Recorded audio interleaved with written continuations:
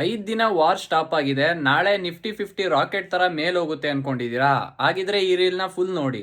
Donald Trump ಹೇಳಿದ್ರು Iran straight of Hormuz ನ open ಮಾಡಬೇಕು ಕ್ರೂಡ್ ಆಯಿಲ್ ಮೂವ್ ಹಾಕೆ ಅಂತ, ಇಲ್ಲ ಅಂದ್ರೆ ಅಟ್ಯಾಕ್ ಮಾಡ್ತೀನಿ ಅಂತ ಹೇಳಿ ಈಗ 5 ಡೇಸ್ ವರ್ಗೂ ಯಾವುದೇ ರೀತಿ ಅಟ್ಯಾಕ್ ಮಾಡಲ್ಲ ಅಂತ ಪೋಸ್ಟ್ಪೋನ್ ಮಾಡಿದ್ದಾರೆ. ಬಟ್ ಈ ಕಡೆ ಇರಾನ್ ಅವ್ರು ಏನ್ ಹೇಳ್ತಿದ್ದಾರೆ ಅಂದ್ರೆ ಈ ತರ ಏನು ಮಾತಾಡೇ ಇಲ್ಲ, ನಾವು ಸ್ಟ್ರಾಂಗ್ ಆಗೇ ಇದೀವಿ, ಡೊನಾಲ್ಡ್ ಟ್ರಂಪ್ ಎದುರುಕೊಂಡು ಈ ತರ ಎಲ್ಲ ಹೇಳ್ತಿದ್ದಾರೆ ಅಂತ ಹೇಳ್ತಿದ್ದಾರೆ.